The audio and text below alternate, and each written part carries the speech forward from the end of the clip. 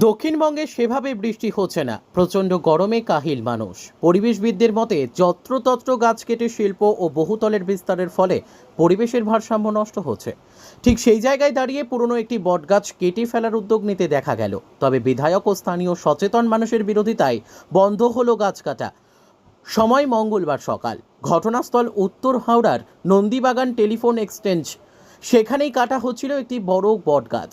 এর বিরুদ্ধে প্রতিবাদ করা এক ব্যক্তি অনিমেষ মাঝি জানান, একজনের বাড়ির কাছে জমির মালিক এই বড় বটগাছটি কাটছিল, অথচ তার কাছে বন দপ্তর কিংবা থানার কোনো অনুমতিই ছিল না। তিনি বলেন, এখন গাছের ডাল কাটলেও অনুমতি লাগে। বিধায়কের উদ্যোগে এই গাছ কাটা বন্ধ হয়েছে।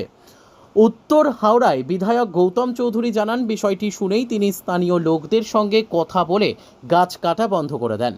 বিধায়ক বলেন, গাছ কাটতে গেলে বন দপ্তরের অনুমতি লাগে। প্রত্যেক জেলায় একটি করে বন দপ্তর আছে, তাদের প্রতিনিধিরা এসে দেখে প্রয়োজন মনে হলে তবেই গাছ কাটা হবে। তারা চারিদিকে গাছ বসাচ্ছে। এখন গাছ কাটার জন্য চারিদিকে প্রবাল চলছে, তাই তারা এই গাছ কাটা বন্ধ করে দিয়েছে বলে বিধায়ক গৌতম চৌধুরী জানান। ব্যুরো রিপোর্ট, আমাদের টিভি। একটা বাড়ির মধ্যে থেকে গাছটা উঠেছিল, সে বাড়ির মধ্যে থেকে উঠুক আর বাইরে থেকে উঠুক, গাছ এই মুহূর্তে কাটা ভয়ঙ্কর অপরাধ।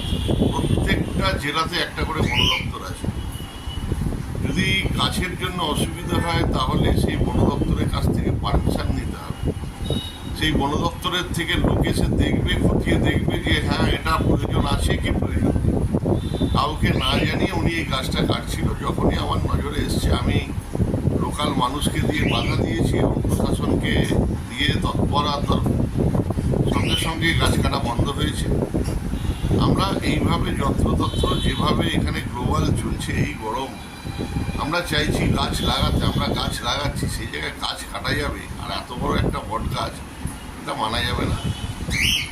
প্রশাসন ব্যবস্থা নিয়েছে, এলাকার মানুষও ব্যবস্থা নিয়েছে।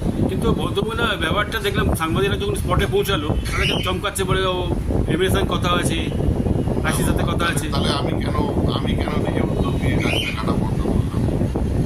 সবাই বলে এইরকম কথা, জনপ্রতিনিধিদের দোষ হয়ে যায়। সবাই বলে যে কথা হয়েছে, কথা বলেছে, পারমিশন দিচ্ছে। আমার পারমিশনে তো কিছু যায় আসবে না, কিন্তু বন দপ্তর থেকে পারমিশন নিতে হবে। গাছটা কাটা হবে না তো? না, গাছ আর ওখানে কাটা হবে না। আমি সাংবাদিক বন্ধুদের বলবো, প্রশাসনকেও বলবো, সবাই একটুখানি নজর রাখা সব দিকটাই, ওই গাছটা নয়, সব গাছগুলোই যাতে কোনো জায়গায় গাছ কাটা না হয়, পুকুর বোঝাই না হয়। সবাইকে বলবো, এলাকার মানুষ হিসেবে সবারই দায়িত্ব রয়েছে। আপনাদের পাড়ায় এই গাছটা কাটার যে কী কারণে কাটা হচ্ছে? আমরা জানি না কিসের জন্য কাটছে। দেখছি যার ল্যান্ড আছে ওই গাছটা না ফরেস্ট ডিপার্টমেন্ট দিয়ে পারমিশন নিয়েছে, না থানা দিয়ে পারমিশন নিয়েছে, নিজে ইচ্ছে দিয়ে গাছটা কাটতে আরম্ভ করেছে। ওনার দিয়ে আজকে জিজ্ঞেস করলাম, আপনি গাছ কাটছেন, গাছ কাটতে আপনার ল্যান্ডে আছে, আপনি ডাল ছেড়ে দিতে পারেন, আপনি গাছের মাথায় কেটে দিয়ে আপনি ফরেস্ট ডিপার্টমেন্ট দিয়ে পারমিশন নিয়েছে। উনি বলছে না, কর্পোরেশন বলছে যে আমাকে গাছ কেটে ফ্রেশ দেখান, তবে আমি প্ল্যান সেন্সর নেবো। এখন যার কথা বললাম, আমি বললাম আপনি গাছ কাটবেন তো পারমিশন নিয়ে আসুন। হ্যাঁ, আপনার নিজের জমিনে ডাল ঢুকে আছে, ডাল কাটবেন, ডালও পারমিশন লাগবে না। আমার কথা হয়ে গেছে, কথা হলে না পারমিশন চাই, পারমিশন না থাকলে আপনি গাছ কাটতে পারবেন না। পুরো হাওড়া ডিস্ট্রিক্টে প্লান্টেশন আমরা লাগাই, আমাদের সংস্থা আছে গ্রিন ইনভায়রনমেন্ট। এই পাড়াতেও গাছ লাগিয়েছি, প্রত্যেক পাড়াতে গাছ লাগিয়েছি।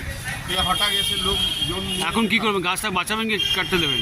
না, গাছ তো বাঁচাবো, গাছ কাটতে পারবে না, আর গাছ কি কাটবে? আমরা ছিলাম না, আমরা যে ছিলাম এখানকার বিধায়ককে বললাম, বিধায়ক ফোন করলো, বললো কাজ বন্ধ করো।